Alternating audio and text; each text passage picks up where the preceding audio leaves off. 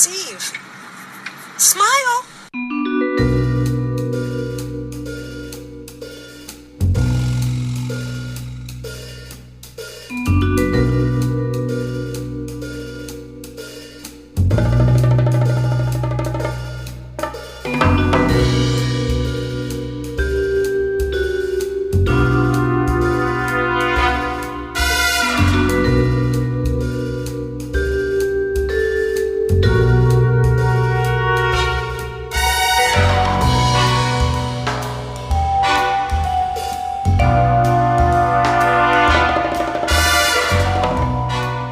Welcome to episode 31 of the Horror Double Bill, the podcast where each week we pair two movies to create something far greater than the sum of their parts.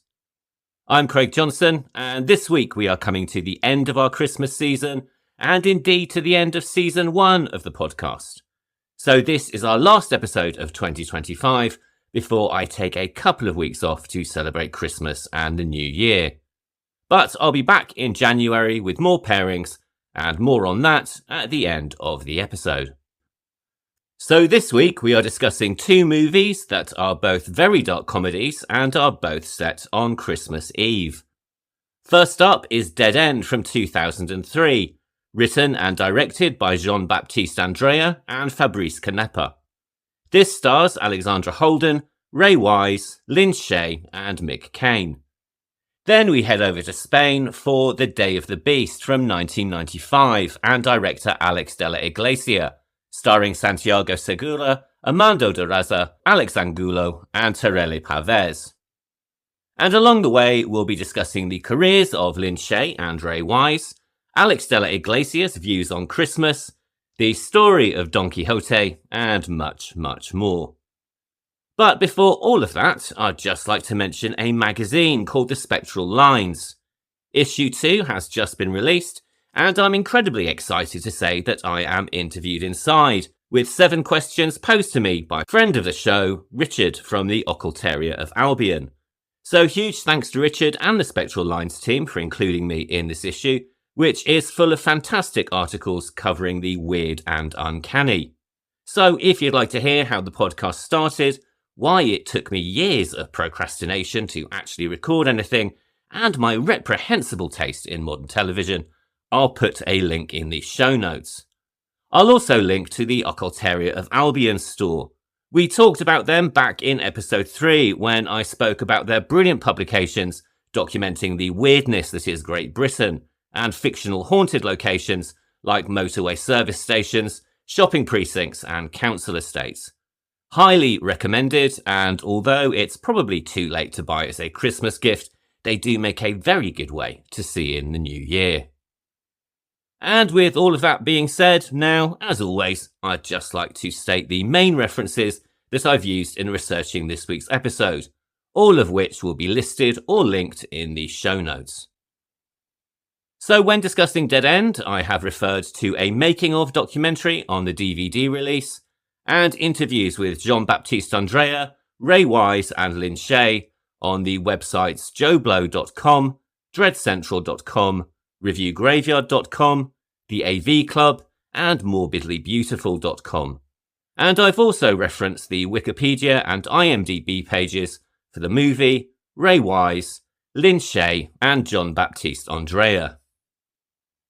And when discussing The Day of the Beast, I have referred to the book Spanish Horror Film by Antonio Lazaro Ribol, the Spanish Fantastic Contemporary Filmmaking in Horror, Fantasy and Sci-Fi by Sheila Rowan Legg, an interview with Alex De La Iglesia and the documentary Heirs of the Beast that can be found on the Severin Films Blu-ray release, and interviews with Alex De La Iglesia on the websites dreadcentral.com and filmint.nu, as well as IMDb and Wikipedia pages for the movie.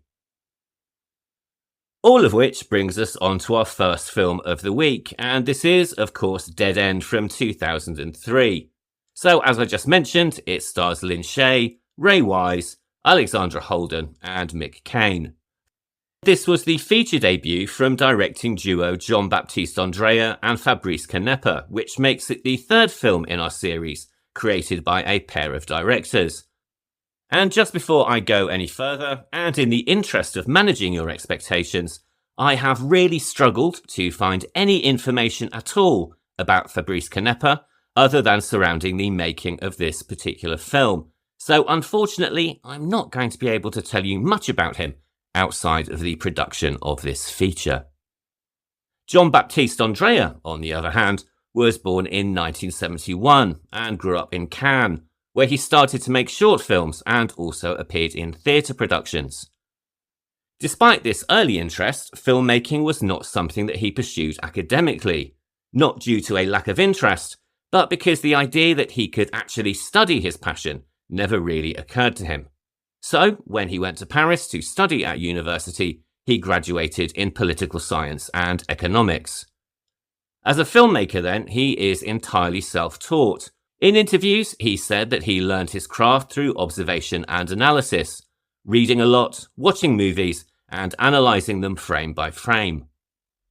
Following graduation, he began working as a book translator, an occupation that funded his true calling of writing and directing.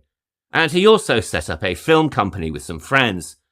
They started with the intention of making documentaries, but when this didn't work out, they wrote a pilot for a TV show and filmed it themselves, an experience that certainly added to his on-job education.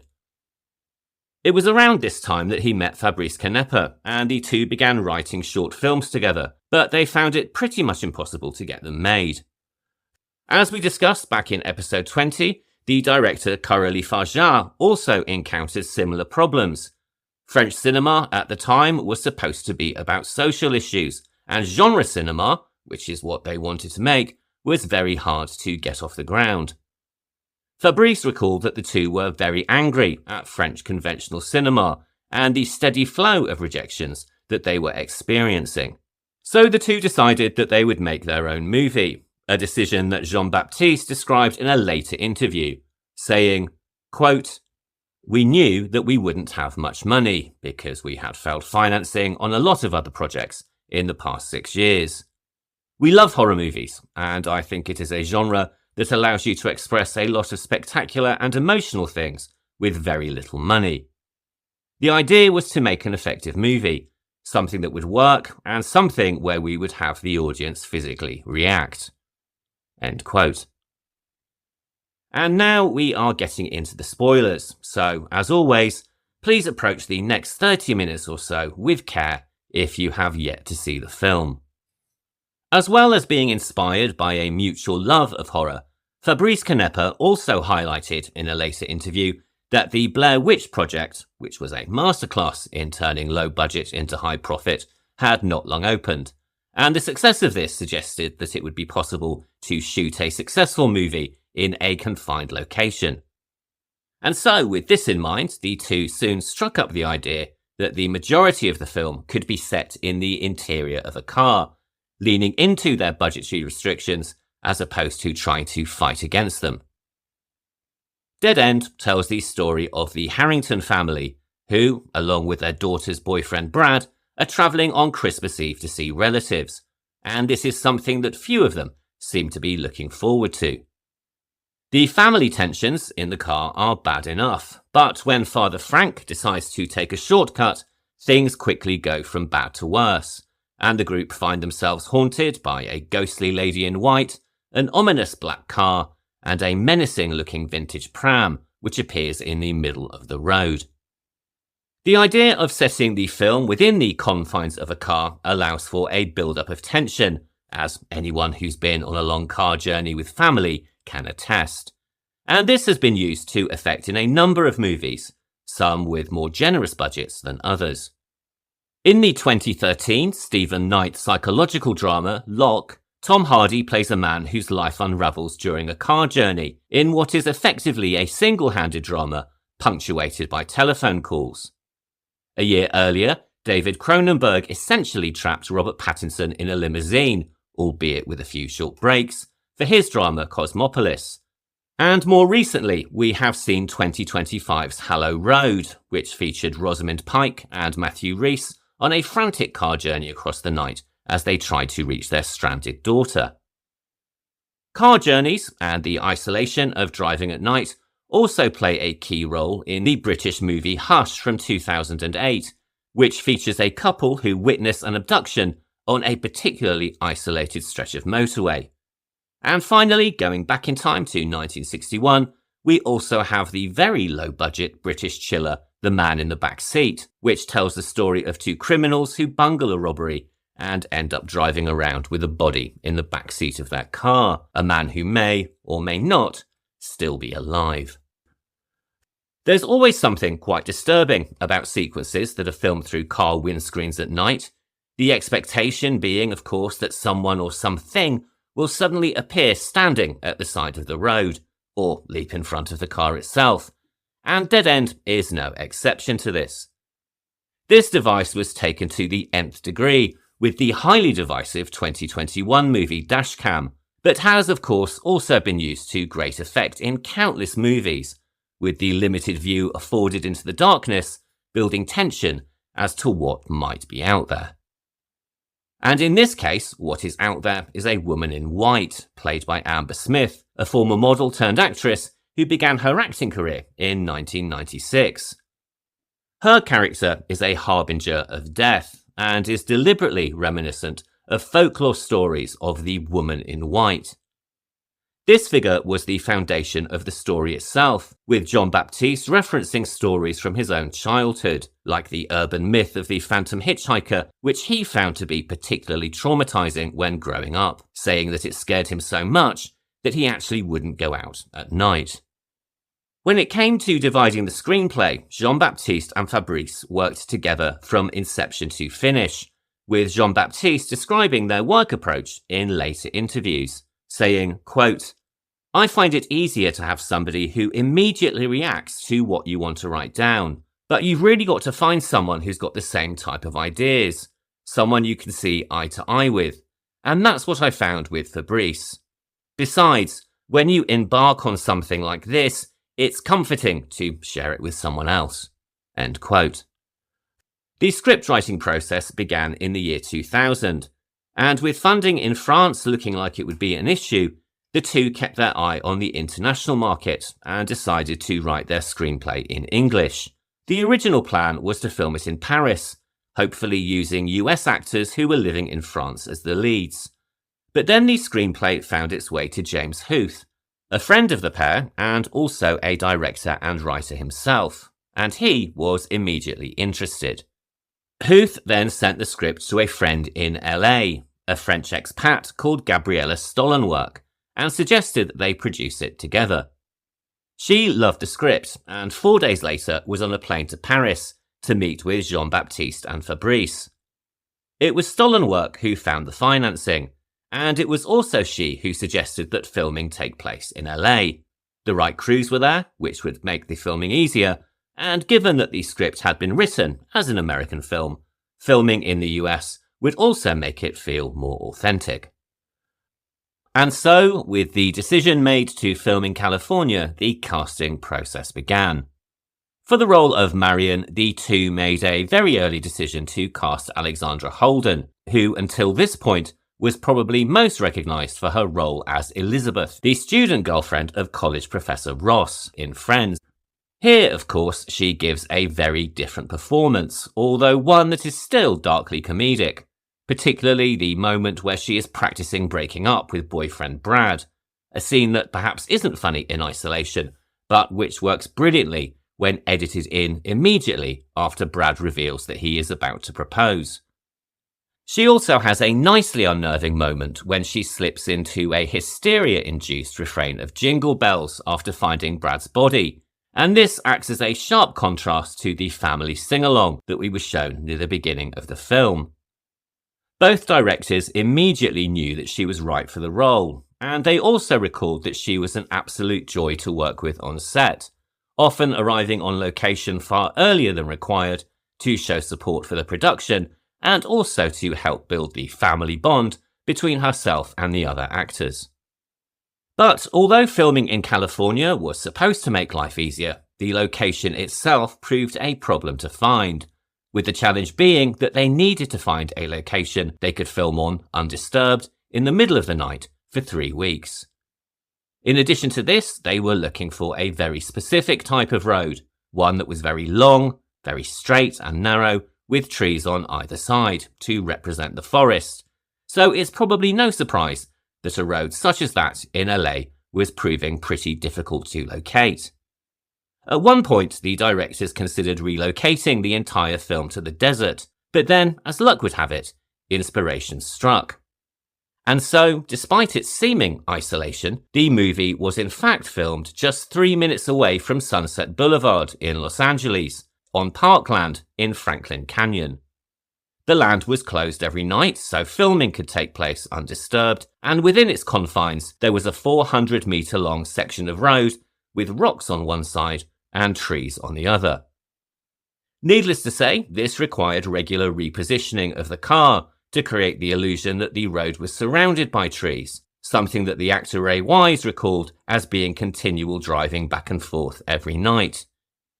Each time that the car was stopped, it would be parked by a different tree along the 400-metre stretch of road to create an illusion of a much longer highway. And each time the crew wanted to film reverse shots, the car had to be turned around.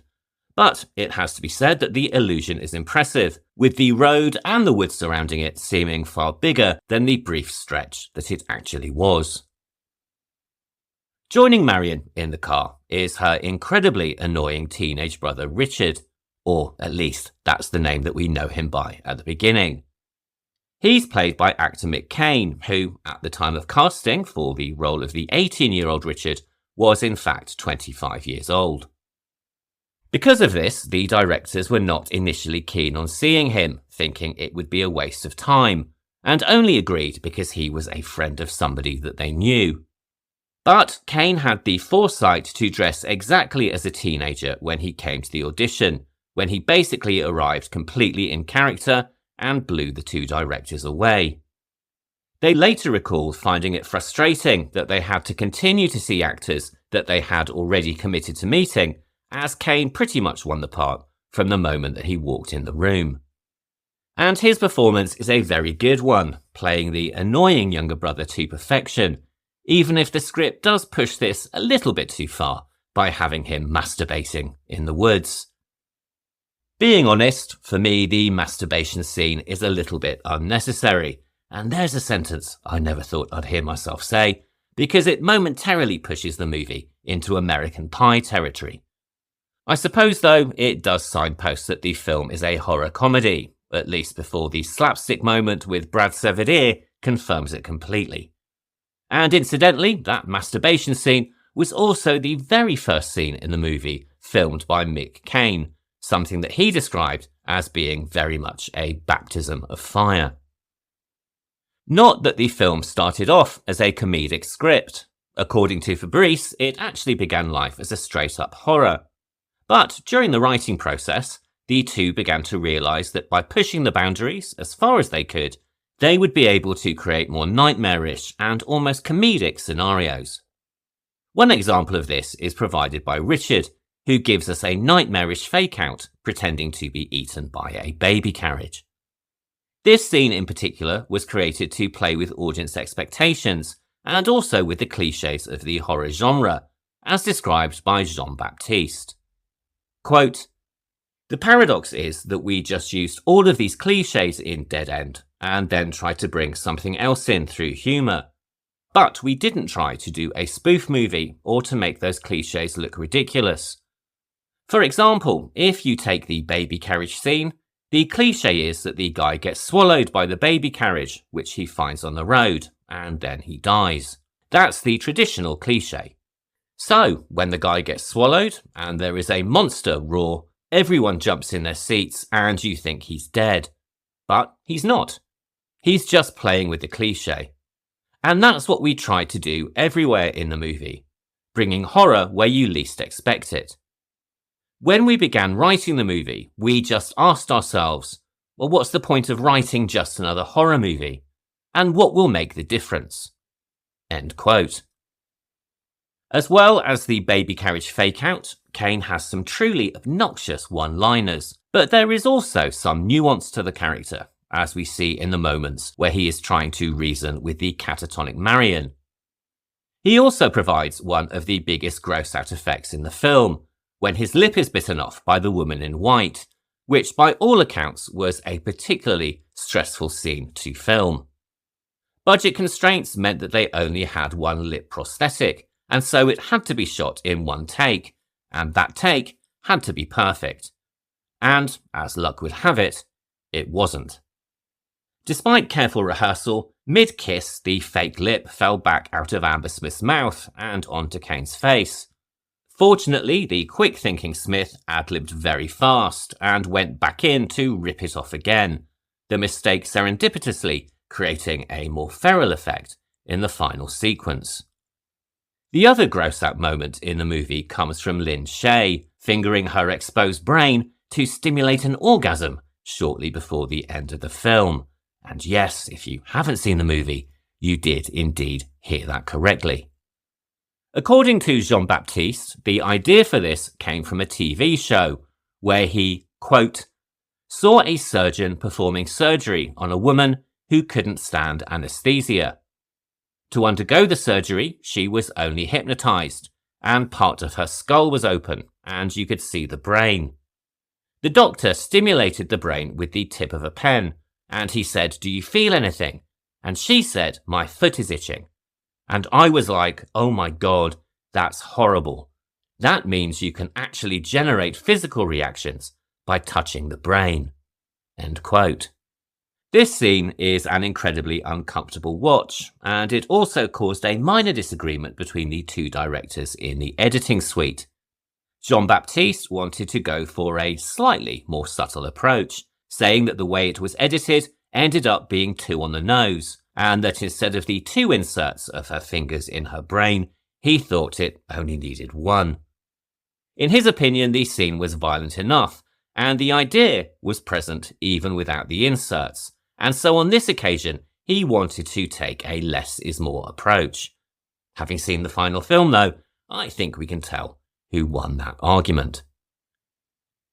The focus of the brain masturbation scene, again, another sentence I never thought I'd hear myself say, is Lynn Shea, who these days, thanks to the Insidious movies, is a much beloved actress in the horror genre. And quite honestly, it's rather difficult to remember a time when this wasn't the case. She was born in Detroit, Michigan in 1943 and developed a love of acting from an early age, recalling that she was always involved in theatre and that whenever there was a play, she had to be involved, even if it was just playing a tree. This continued when she moved into high school, and also when she went to the University of Michigan to study art history. She says that it had never really occurred to her to be an actress as a profession, and that she considered it more of an extracurricular activity, a passion rather than a possible occupation. It was only after graduating that she made a decision that she did indeed want to move into acting, and so she applied for graduate schools to study theatre. She won a place at Columbia University and graduated from their theatre arts department 3 years later, following which she moved to New York. Once here, she started working in theatre, at a time that she describes as being the very beginning of Broadway, saying, quote, "The Manhattan Theatre Club, the Chelsea Theatre Centre, all these places, which have now become very big organisations, were just getting started, and we would do a 6-week run of a play, and then I just never stopped. If I wasn't in a play, I was working on a play. It was just heaven. It was a once-in-a-lifetime time to be a young actress, because those avenues just don't exist anymore. This is my backbone. That's where my work started, and I'm forever grateful for that." End quote. Naturally, it was only a matter of time before she moved to LA and began pursuing a career in TV and film. Her film debut came in 1975 with a small role in a movie called Hester Street, which she followed with several roles in movies and TV shows. In 1978, she appeared in the western Going South, directed by Jack Nicholson, and across the following years, she also appeared in 4 movies from director Walter Hill, who we discussed back in episode 23 when we talked about his film Southern Comfort. Then in 1982, she appeared in the horror movie Alone in the Dark, which fortunately is not the Uwe Boll video game adaptation, but is instead a rather good home invasion slasher hybrid, starring Jack Palance, Donald Pleasance and Martin Landau. But perhaps her most high-profile horror movie came in 1984, when she played Nancy's teacher in A Nightmare on Elm Street. And this was a role that, by her own admission, she won thanks to the interference of her brother, who just happens to be Robert Shea, the founder of New Line Cinema, the company that were distributing the film. She then followed this with more horror, appearing in Critters in 1986, and its follow-up, Critters 2, The Main Course, in 1988. But her breakout roles would come not through horror, but through comedy, specifically in the 90s movies of the Farrelly brothers. Her first role for them was as Mrs. Neugebauern in the Jim Carrey comedy Dumb and Dumber in 1994, and then the Farrellys cast her again as Woody Harrelson's landlady in the 1996 movie Kingpin. She followed this with a very memorable turn as Cameron Diaz's over-tanned next-door neighbour in the 1998 hit movie There's Something About Mary. Given the brief that the directors wanted her to look like quote-unquote an old leather bag, Shea had to endure 4 hours in the makeup chair every day that she was filming just to have the fake tan applied. She continued working with the Farrelly brothers in their 2000 movie Me, Myself and Irene. However, her scenes ended up being cut from the final film. And she also appeared in their 2003 movie Stuck on You, which was released in the same year as Dead End. And when it comes to this movie, she was not the first person cast to play the role of Mother Laura, and it was only after the original actress dropped out at the last moment that she became associated with the project. She has incredibly positive memories of working on the movie, saying in a later interview that it was one of the favourite characters she's ever played, going on to say, quote, "It's a great story too. It's a wonderful, wonderful little horror film. That's one of my favourite smaller films that I've had the good luck to do." End quote. She has described Laura as an uptight mum, which is a pretty spot-on description. Beneath the forced smile and artificially bright and breezy manner, this is a woman completely on the edge, and, as we discover, also a woman who abandoned her one chance of true happiness out of loyalty to her family. That being said though, her comedy background here also pays dividends, as she has some of the funniest moments in the movie, certainly once she has completely snapped following the death of Richard, who, as we see, has been burned alive. These include some slapstick moments, first with a pie and then with a loaded shotgun, and also the laugh out loud sequence where she reveals a picture she has drawn of the recently departed Brad. "Look, this was his leg that was hanging out. It's for you." It's a very sick joke, but it did make me laugh. Playing the source of her tensions, and also her husband Frank, is the actor Ray Wise, a man that Shea has described as hilarious and one of her favourite people to work with. Much like Shea, he again was a last-minute casting decision for the team, as finding the right person for Frank had not been easy. Jean-Baptiste recalled that 2 weeks before filming, the part had still not been cast, saying, quote, "We couldn't find anybody who could be reassuring, like a father figure, and yet creepy at the same time. The casting director got desperate and asked us, 'Who the hell do you want?' And we said, 'I don't know, somebody like Ray Wise.' And she said, 'Okay, let's send him the script.'" End quote. Ray Wise was born in Akron, Ohio in 1947 and knew from the age of 13 that he wanted to be an actor, catching the acting bug when he started appearing in plays at junior high, something that he continued doing as he moved into high school. It's even stated in his yearbooks that his ambition was to be a professional actor. He studied theatre at Kent State University and after graduating moved to New York to try to fulfill his dreams. After just 2 weeks, he went to an audition at CBS and won a role in a daytime soap opera called Love of Life, where he worked for the next 6 years. Despite the fact that people are often dismissive of soap opera actors, it's certainly true to say that working on shows like this provides an incredible grounding for a performer, developing techniques to learn dialogue at speed, getting used to working long hours, and also developing the ability to run the gamut of emotions, quite often in just one episode. Other actors who began their work in soap opera include Julianne Moore, who won a Daytime Emmy for her role in As the World Turns, which also featured a young Meg Ryan, Morgan Freeman, who appeared in Another World between 1971 and 1972, and Sarah Michelle Gellar, who also won an Emmy for her performance in All My Children, a show that also featured a very young Michael B. Jordan. And much like these actors, Wise learned a lot from the experience, saying, quote, "When I first started out on the soap, I was more theatrical, like a stage actor, a little bit bigger than life. As I did more and more Love of Life, I became more natural, and I learned the value of underplaying. It was a great training ground for me. There was a big difference in my style of acting from where I started with that show and where I ended. And where I ended was a good jumping off point for doing nighttime television and movies." End quote. And this is exactly what he did, appearing in 1970s favourites Charlie's Angels, Lou Grant, and Barnaby Jones. He also appeared in a couple of TV movies before making his big screen debut with the 1982 comic book adaptation Swamp Thing, directed by Wes Craven. In this, he plays the scientist Alec Holland, who, due to sabotage in his laboratory, is transformed into the monster known as Swamp Thing, which was played by a different actor and stuntman called Dick DeRock.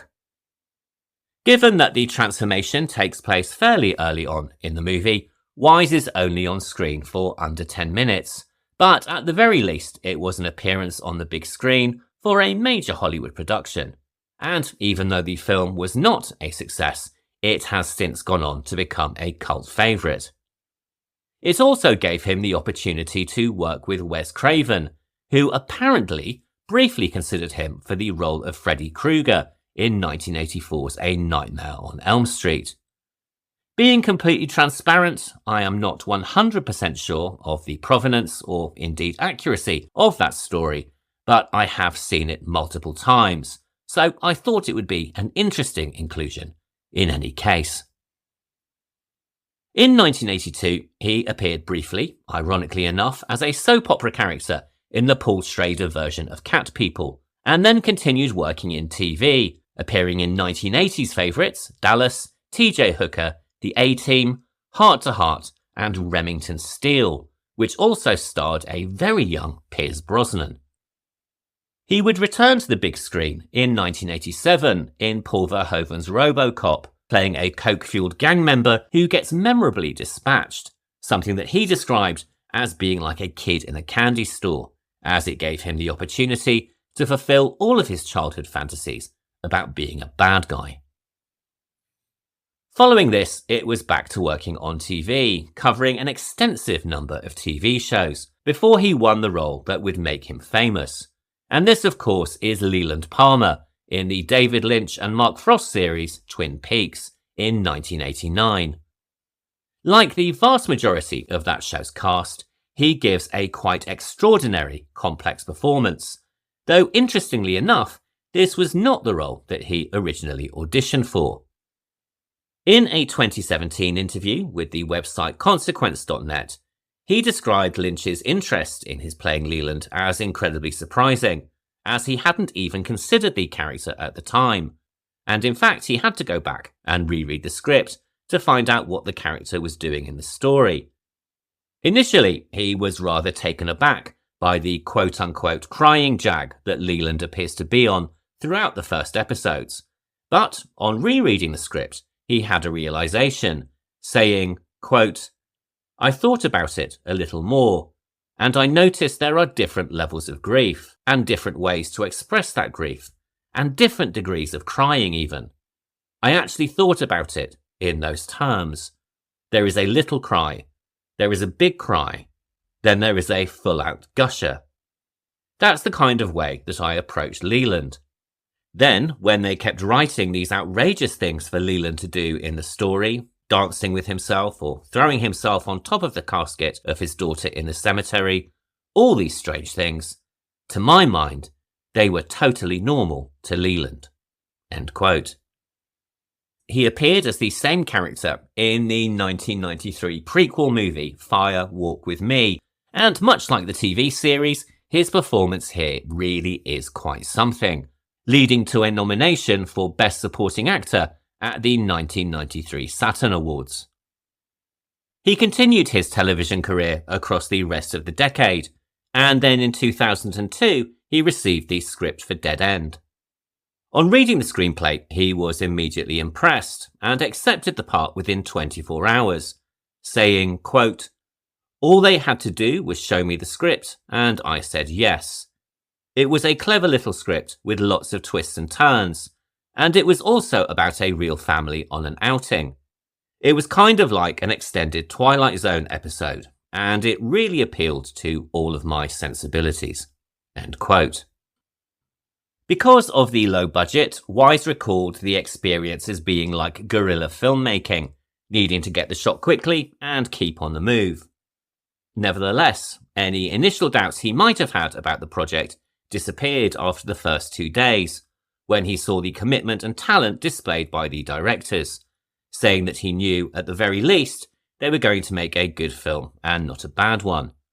And, as it turns out, he was incredibly happy with the end result, saying that he was impressed with how it came out and praising the directors for creating a movie that he is proud of. Much like Leland Palmer, here his character Frank runs the gamut of emotions, moving from frustration through to rage, grief, hysteria, protectiveness, and then despair and terror at the end. Frank is on edge from the very opening of the film, squabbling with his wife Laura as he experiences a car journey from hell, a grimly funny sequence for anybody that's ever had to share a long car trip with members of their family. His relationship with Laura is strained, and it's no big shock to discover that Frank has been having an affair, though it does come as something of a surprise to find out that Laura has known about it for years. As we soon discover, though, he is not the only one keeping secrets. Laura, too, was once unfaithful with his work colleague, Alan Rickson. This revelation affords Wise perhaps his best dialogue delivery in the film, when he recalls Rickson coming to ask him for advice. But he also has some brilliantly deadpan one-liners. "No, Laura, I just forgot the number for 911, being just one of many." One of the critiques frequently made of Dead End is that you can pretty much see where it's going from the outset, particularly if you've watched more than just a handful of horror movies. And I think that's probably a fair comment, but having said that, the joy in the movie is not the destination itself, but it's the fun in getting there, and there's certainly plenty of that to enjoy. Speaking of the final destination, the black car that we see throughout the film, and again at the end, was apparently unconsciously inspired by the car in the 1979 movie Phantasm. This is something that John Baptiste didn't realise until he met Phantasm director Don Coscarelli at a festival, and it suddenly occurred to him that both the car and the Man in Black were inspired by the 1979 cult movie. There is, however, a far more intentional reference in the film, and indeed perhaps it is the only intentional Easter egg in the movie. And this is the look of the baby carriage, which is a direct nod to the climax of Rosemary's Baby. As to the Man in Black, whether he is indeed just a good Samaritan or the figure of death itself, I will leave very much down to you. But if he is death, one does have to question why Dr. Marcotte is next on his list. Though, given how free and easy she is with patient information, perhaps it's a mystical punishment for breaking doctor-patient confidentiality. Aside from a few of my grumbles along the way, and I swear this is the last time I'm going to mention masturbation in this episode, I do think this is a very entertaining movie. It's made me laugh out loud in places, and also wince and look away from the screen. It's also made me feel a little bit sad. Despite their differences and long-buried tensions, we have ultimately just spent 87 minutes watching the collapse of a once-loving family, and this I believe they definitely once were, as evidenced by the familial sing-along of Jingle Bells, individual parts and all. Dead End premiered at the Festival International du Film Fantastique in January 2003, and then, almost a year later, in December 2003, it received a limited theatrical release in the UK. And while reviews highlighted some of its limitations, they were, on the whole, mainly positive. The Guardian called it, quote, macabre and supernatural in the approved manner, not stunningly original, but with some ingenious twists and humorous performances, while the BBC said that, quote, it feels like an extended episode of The Twilight Zone, but it's witty and chilling enough to offer some spine-tingling suspense en route, end quote.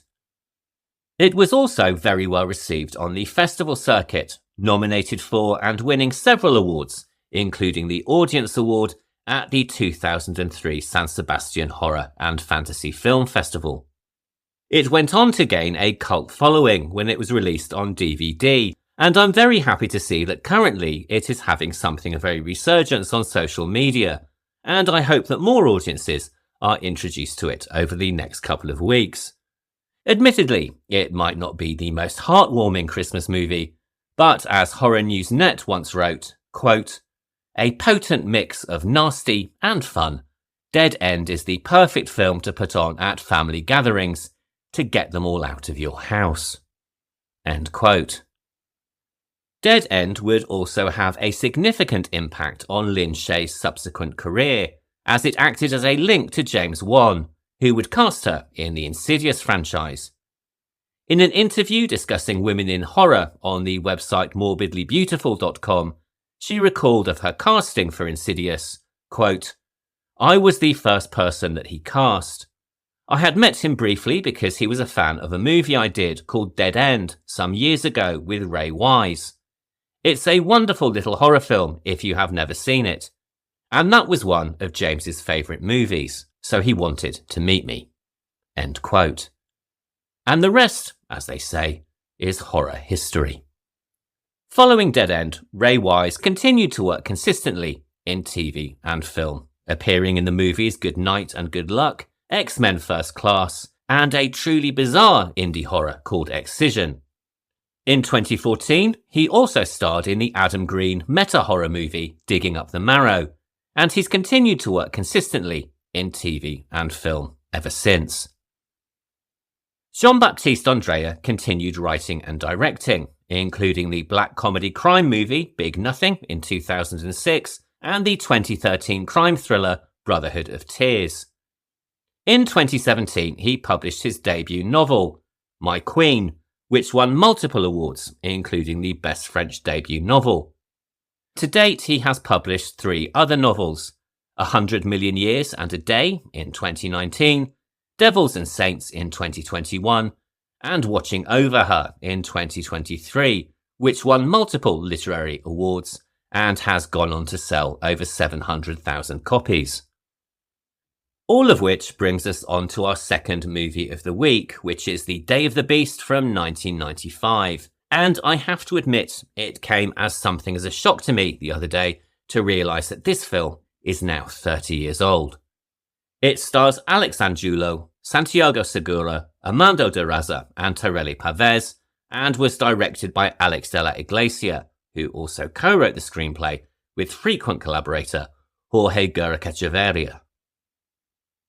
And we are getting into the spoilers pretty early with this one, so if you haven't seen The Day of the Beast, as always, please approach the rest of this episode with caution. We talked about Alex De La Iglesia back in our very first episode, when we discussed his movie El Bar, so it seems rather appropriate we are closing this season with another of his films. If you'd like to know more about his background, then I recommend revisiting that episode. But I thought I would open this section by talking about his views on Christmas, the time at which this movie is set, and something that he discussed with Dread Central magazine back in 2005. Quote, I love and hate Christmas at the same time. It's the moment when the artificiality of life is most evident. Everyone tries to be kind, and it's such a lie. Everyone wants to be happy, and it's impossible. You have to go to lunch or dinner with your family and think, wait a minute, I have nothing to do with these people. It's very strange, and you're not allowed to say anything about it. You can't just shout out, everyone's a faker. End quote. Merry Christmas, everyone. In terms of Spanish cinema, and Spanish genre films in particular, Day of the Beast marks a key turning point, with both its narrative and tone a reaction against the prevailing trends of the time. In 1982, Pilar Miró, the then Spanish Director General of Cinematography, passed a bill that became known as the Miró Law, and this had the aim of elevating the artistic and cultural value of Spanish cinema whilst increasing its international visibility. Ultimately, the law aimed to move Spanish cinema away from low-budget film production and into what was considered quote-unquote prestige cinema. Very much a reaction to the low-budget landscape we discussed back in episode 1, which gave us the golden age of Spanish horror, the Miró Law meant that film subsidies would be decided on the highly subjective ideas of quality cinema and artistic merit, and often lent more towards high-budget literary adaptations and academic cinema. As a result, many producers stopped making films that wouldn't qualify for subsidies, and naturally, this alienated the mainstream audience, who were still looking for comedy and genre films. This led to a sharp drop in Spain's film market share, moving from 21% in 1984 to just 7.4% in 1989. So, while it may have begun with the best of intentions, the Miró Law was effectively killing Spanish cinema. This was the landscape in which Alex De La Iglesia made his first short movie, Mirindas Asesinas, which greatly impressed director Pedro Almodóvar and led to his producing Iglesias' first feature, Mutant Action, in 1983. And we can see Mutant Action as a conscious rebellion against the so-called prestige cinema trends of the time, something that becomes very evident by the guidelines that the director created for his first films. 1. Avoid the Civil War and the post-war period. 2. Don't adapt a prestigious novel. And 3. Don't recreate childhood trauma. And with Day of the Beast, he pushed this approach even further. The Day of the Beast is for the most part set in Madrid on Christmas Eve, and follows the story of Father Angel, a Catholic priest played by Alex Angulo. He believes that he has decoded a prophecy as to the date that the Antichrist will be born, heralding the end of the world. The only problem is that while he may know the date, he does not know the location, and is therefore completely powerless to stop it. The solution to this, he decides, is to sell his soul to Satan, and to achieve this, he has to commit as much evil in the world as he possibly can. Along the way, he teams up with Jose Maria, a self-described Satanist and heavy metal fan who runs a record store, and Professor Cavan, a TV host who fronts a show about the occult. As with many of the director's films, this is a pitch-black comedy, with no small amount of political and social commentary, including the decline of the Catholic Church, satanic panic, the rise and superficiality of TV personalities, and social violence, particularly against the homeless and the underprivileged. The idea for the story came long before De La Iglesia began work on his debut film Mutant Action. The original concept was partly inspired by the 1957 movie Night of the Demon, which we covered in episode 28, and also partly inspired by H.P. Lovecraft, or more specifically, the role-playing game Call of Cthulhu, of which the director was a frequent player. In these games, he recalled, the heroic characters were often much older, men who brought their considerable wisdom and experience to the battle, as well as their fighting prowess. It occurred to him that he had never seen a drop-dead, over-the-top action horror film that had an old man as the protagonist, and from this initial idea, the movie was born. And much like our first movie, Dead End, The Day of the Beast did not begin as a comedic film and started off life as a straight-faced horror movie about the devil, and was also, by all accounts, excessively violent. But this more serious approach did not sit well with the director, who, by his own admission, finds it difficult to think in a serious way. For him, when audiences go to see so-called serious horror movies, their cynicism generally leads them to deliberately laughing at the monsters presented, and he believes that presenting his narratives as comedy avoids this and also achieves more creative freedom, saying, quote, "If you shoot something like this in a comedic way, you can show the monster and do whatever you want without fear of making something stupid." End quote.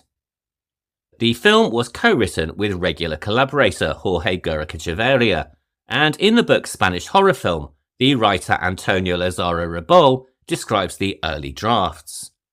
The first was set in 1920s Toledo, where an old priest and professor of theology begin to prophesize the immediate arrival of the Great Old Ones. In the second draft, a younger priest was introduced into the story, and the setting was then moved to Madrid, with the Old Ones making way for the Antichrist. And this then led to the third and final draft, which introduced a sidekick for Father Angel, and which we'll discuss a little bit later. As well as the Night of the Demon and Lovecraft, this version was also loosely inspired by the novel Don Quixote, written by Spanish writer Miguel de Cervantes and considered to be the first modern novel. A founding work of Western literature, Don Quixote tells the story of a man from La Mancha, Alonso Quijano, who reads so many romance stories that he loses his mind and believes himself to be a wandering knight called Don Quixote. On a mission to bring back chivalry and save his country, he sets out into Spain, where he mistakes windmills for giants, inns for castles, and sex workers for noblewomen. He also recruits a sidekick, a down-to-earth farmer named Sancho Panza, who is taken in by the promises of riches, fame, and much more. As well as being a literary success, the novel also birthed many phrases which we now find in common use in the English language. A Don Quixote is a name given to an impractical idealist. The phrase tilting at windmills means to fight a battle against an imaginary enemy, and even the idiom the pot calling the kettle black is believed to have originated from a 1620 translation of the book. It's also been adapted numerous times, including the award-winning musical Man of La Mancha, which gave the world the song The Impossible Dream. In a 2009 documentary called Long Live Death, an autopsy of the new fantastic Spanish cinema, De La Iglesia says that Don Quixote was the first ever dark comedy, and this is something that he expanded on at a roundtable event in the same year, saying, quote, "The character of the Spanish people can be seen in the failure of the main protagonist. Put another way, failure is not an event, but it is part of one's life. Therefore, I become crazy, and I can no longer tell the difference between reality and fiction. This is what happens to Don Quixote, who goes over to a world of knightly chivalry that no longer corresponds to reality. His best friend, Sancho Panza, constantly tries to bring him back to reality. Failure and disappointment in the face of reality can lead to another way of seeing the world." End quote. He then went on even further, saying that the Day of the Beast was a direct extension of this philosophy. Quote, "The priest is Don Quixote, with Sancho Panza at his side." End quote. And this description raises a very interesting question about the Day of the Beast. How much of what we see is really a satanic conspiracy, and how much of it is really just a fantasy? At the very beginning of the film, he confesses all to a fellow priest, and his suspicions are quickly confirmed by that very priest being flattened by a falling cross. But to be honest, this could be less confirmation of satanic conspiracy and more down to poor construction. This scene very much sets the tone for the helter-skelter ride that is to come, and is certainly very funny and also possibly rather blasphemous. It's also quite clearly a nod to earlier movies like The Omen, where characters who are made aware of these satanic shenanigans suddenly find themselves falling victims to increasingly bizarre accidents, something that the writer Kim Newman once equated to being like a Tex Avery cartoon, with characters metaphorically getting pianos and safes dropped on their heads from a great height. Viewers who want to believe that the priest is not deluded and is indeed on a hero's journey will of course quickly point to the satanic ritual that occurs midway through the film. At the end of this ritual, a black goat appears in Professor Cavan's apartment and stands on its hind legs in a scene described by Guillermo del Toro as quote-unquote searing the eye. But it's worth remembering that by this point Father Angel, Jose Maria and Professor Cavan have all ingested LSD, and so we have no guarantee whether what they see is for real or just the result of the hallucinogenic drugs. As they've all just taken part in a satanic ritual to raise the devil, it would hardly be surprising to discover that all three of them are hallucinating the goat, and the same can also be said of the final scenes in the movie. Given Father Angel's perspective, we are led to believe that the leader of the gang of fascists, who have been tormenting the homeless of Madrid, has turned into a goat-headed monster. But this could in fact just be further hallucinations caused by the priest's insanity and the LSD, and that the man who throws Jose Maria to his death is in fact nothing more than just an incredibly evil man. If this is indeed true, it gives a special resonance to the scene where the father begins to doubt his own convictions, only to be persuaded back into the shared hallucination by Jose Maria and Professor Cavan, who are, of course, still under the effects of a powerful hallucinogenic. Perhaps this was, in fact, a brief moment of clarity for the priest, and had the others but listened to him, Jose Maria would still be alive, and Cavan would still have his absolutely atrocious TV show. Father Angel is played by Alex Angulo, who would be nominated for Best Actor for his performance at the 1996 Goya Awards, and it's very easy to see why. A longtime friend of the director since childhood, Angulo appeared in both Mirandas Asesinas and Mutant Action, and was the first consideration for the role. His performance is a masterclass in combining physical comedy with tragedy, putting one in mind of Charlie Chaplin, Buster Keaton, and Harold Lloyd. With his scurrying gait and bewildered expression, he at first seems a harmless character, even if he does steal a man's wallet instead of giving the last rites. But this notion is quickly put to bed once we see the crucifix-shaped cigarette burns on his feet, something that is only amplified when he kidnaps Cavan and smashes his legs with a cane to ensure complicity with his plans. Given the character's vocation, one might have expected audiences to have reacted with outrage, but according to the director, quote, "People didn't say anything. They just laughed. If you make a comedy, people laugh and don't think much about what you're saying. That's the reason I make comedies. You can talk about things with more freedom. In Spain, the religious content doesn't matter. It's a very open country now, so it's not a problem." End quote. And beneath all of the comedy, there certainly is religious commentary in the film. It's quite clear that the church is very much removed from the real world, and the closest encounter that Jose Maria has with conventional religion comes through the musical Jesus Christ Superstar. This suggests that in modern Madrid, religion is little more than theatre, and here belief comes not through attending church, but through watching TV, and in this case the paranormal show fronted by Professor Cavan. Professor Cavan is a con artist, a man who makes a fortune on TV speaking about the occult, but who privately dismisses it as garbage. De La Iglesia has said that the character's presence in the film is intended as a criticism of television, particularly the model created by the channel Tele5, going on to say, quote, "The misery of TV game shows and reality TV debates is where the devil truly lies. People live and think through these programs. That's why I believe that programs which exploit people's emotions are much more dangerous and violent than fiction movies." End quote. And this view is perhaps most clearly expressed at the very end of the picture, when we see that Cavan is now being played by a new performer. Replaced and discarded, he was only just a character after all. De La Iglesia has also said in other interviews that in his movies, things shown on TV represent religious belief. And so with this in mind, Professor Cavan represents the new religion, one which relies on the exploitation of people's emotions for profit. Though, to be fair, you could argue that the church has been doing that for years. Despite this though, Cavan is a likeable figure, a reaction facilitated in no small part by the great charisma of actor Armando de Razza, an Italian performer who was brought into casting because the film ended up being a co-production with Italy.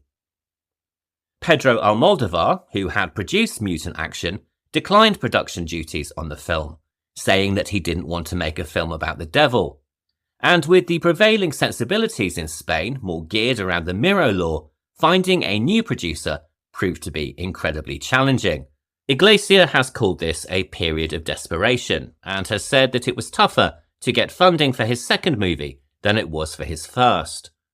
After a very long search, a co-production seemed the best route, and the main producers ended up being Andres Vincent Gomez and Antonio Suaro from Spain and Claudio Jeta from Italy. And with Italian money backing the project, there was naturally an insistence on using Italian actors. One of these was Maria Grazia Cucinotta, who plays Cavan's girlfriend Susanna, and the other was, of course, De Razza in the role of Cavan himself. And it's fair to say that this decision did cause a few problems. De La Iglesia had already promised the part to another actor, who by all accounts did not take the change in decision well, and this was no doubt amplified by the film's eventual success, with the director saying that the two haven't spoken to each other since.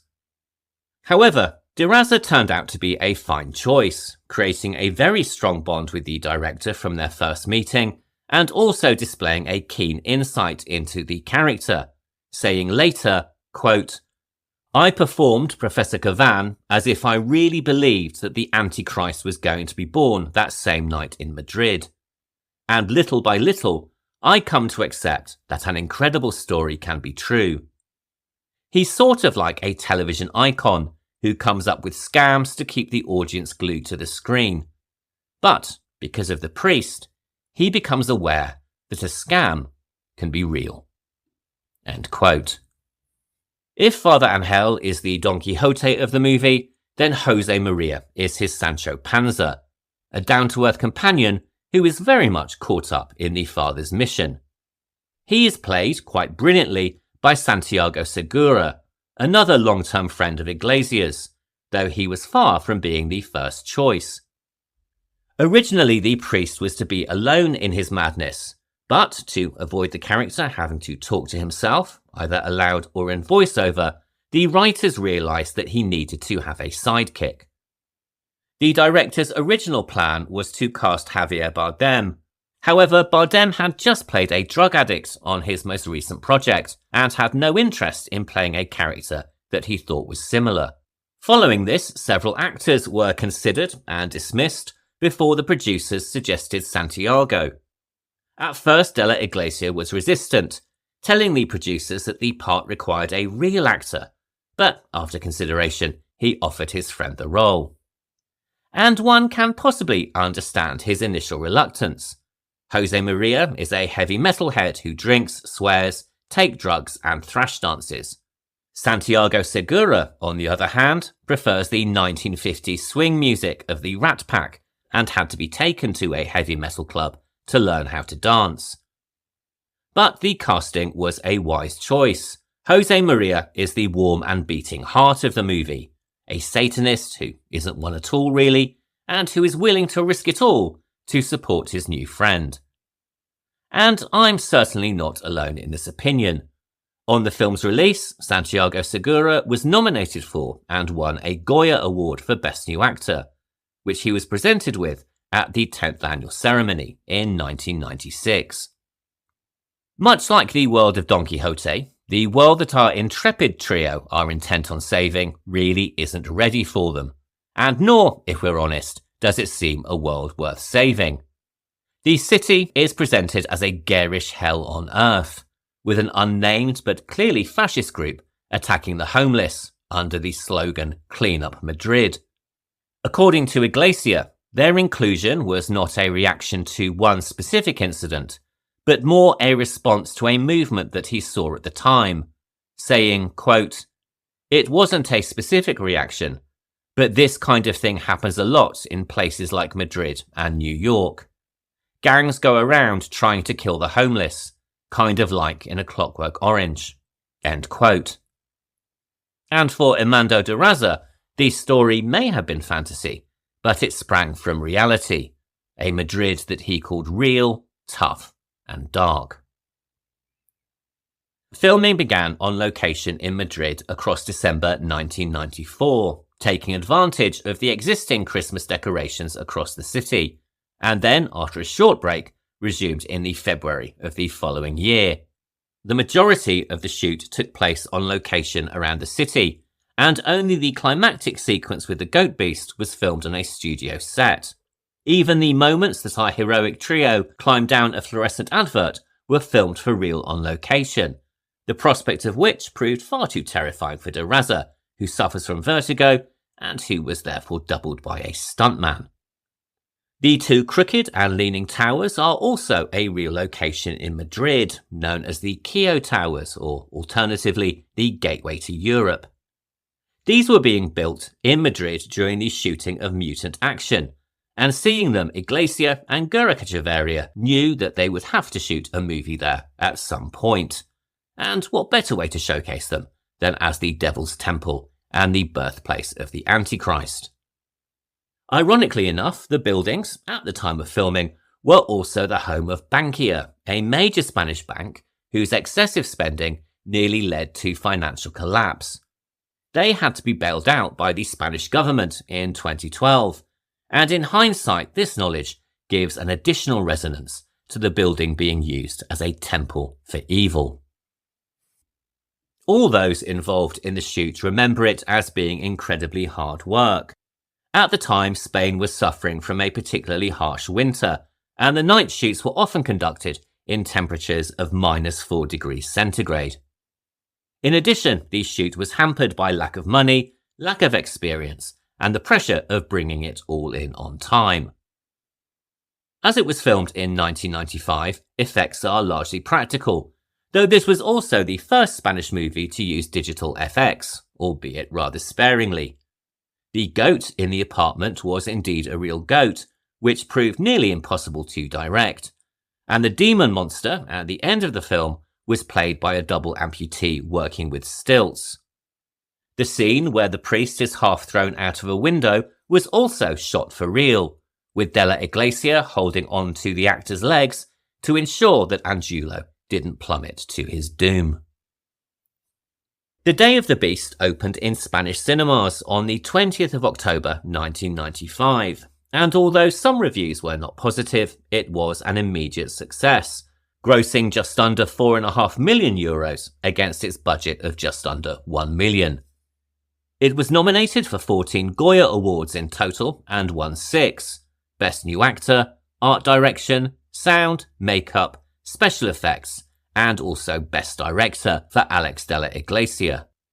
Perhaps more importantly though, its success created a sea change in Spanish cinema, not so much opening the door as kicking it down for the many genre directors who would follow. Jome Balaguero and Paco Plaza, the co-directors of Rec, and J.A. Boyona, who directed The Orphanage, all credit the movie and De La Iglesia with inspiring their own creations, saying that he effectively paved the way for a whole generation of filmmakers. And so I think it's fair to say that without this film, and the man behind it, the landscape of Spanish genre cinema today would probably look very different indeed. It would be nice to end this story on this very happy ending, but sadly there is some tragedy to also be shared at this point. Alex Angulo, whose big cinematic break came from this film, sadly lost his life in a car accident in 2014. He was 61 years old.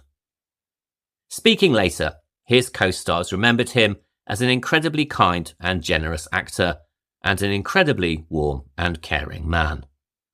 He leaves behind a legacy of over 100 performances, including The Perfect Crime, which he made with De La Iglesia in 2004, and Pan's Labyrinth with Guillermo del Toro in 2006. And I think it's more than fair to say that his performance here was a large contributing factor to the movie's success. And if nothing else, The Day of the Beast serves as a testament to both his talents and his professionalism as a performer. Dead End and Day of the Beast are of course both very dark comedies set on Christmas Eve, using their holiday settings as a stark contrast to their narratives of death, destruction, and Satanism. Both were also made in direct opposition to the prevailing cinema trends in France and Spain at the time, pushing the boundaries of genre cinema in a landscape that preferred social commentary and quote-unquote prestige filmmaking. But while one earned international recognition, awards, and acclaim for its director, the other somewhat slipped under the radar.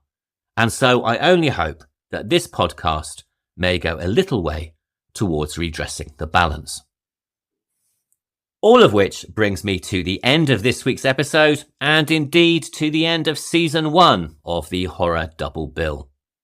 And so I'd just like to take this opportunity to say thank you to everyone who has supported the show over the last 8 months, and all of you who have subscribed, reviewed, and commented on the podcast. When I began this project, I really wasn't sure whether anybody would be listening, much less enjoying the show, and the support and messages on social media have really meant the world to me. I just hope that everyone will still all be here when I get back in January. In the meantime, if you want to write in to discuss either of this week's films, or indeed any of the movies we've covered in our first season, you can email me at thehorrordoublbill@gmail.com, and you can also follow the show on Instagram at thehorrordoublbill. And although I'm about to take a few weeks off from uploading, I will be using my break to watch many more movies and record some new episodes for you. Season 2 will begin on Sunday the 11th of January, when I'll be introducing a whole new range of serial killers, vampires, ghosts, demons, folk horror, and elder gods. And what better way to kick off the new year than with an episode which, in my head, I'm calling New Year Old Gods. On January the 11th, we will be back and discussing a foundational film in the folk horror subgenre, as well as exploring Lovecraftian cosmic terrors. First up is Blood on Satan's Claw from 1971, directed by Piers Haggard and starring Patrick Wymark, Barry Andrews, Michelle Dotrice, and a career best performance from the remarkable Linda Hayden. Then we will leave the fields and the furrows of the British countryside for contemporary America, with John Carpenter's take on cosmic horror, In the Mouth of Madness. This was released in 1994 and stars Sam Neill, Julie Carmen, Jürgen Prochnow, and David Warner, and, along with 1981's The Thing and 1987's Prince of Darkness, makes up the third in John Carpenter's unofficial Apocalypse trilogy. If you want to watch along and you're in the UK, you can currently watch Blood on Satan's Claw on Shudder, Amazon Prime, and the BFI player. And In the Mouth of Madness is available for rental on YouTube, Google Play Movies, Apple TV, the Sky Store, and Amazon Prime. So, I'll be back on the 11th of January to possibly usher in the end of the world. And until then, thank you once again so much for listening. Have a really great holiday season and a happy new year. Goodbye.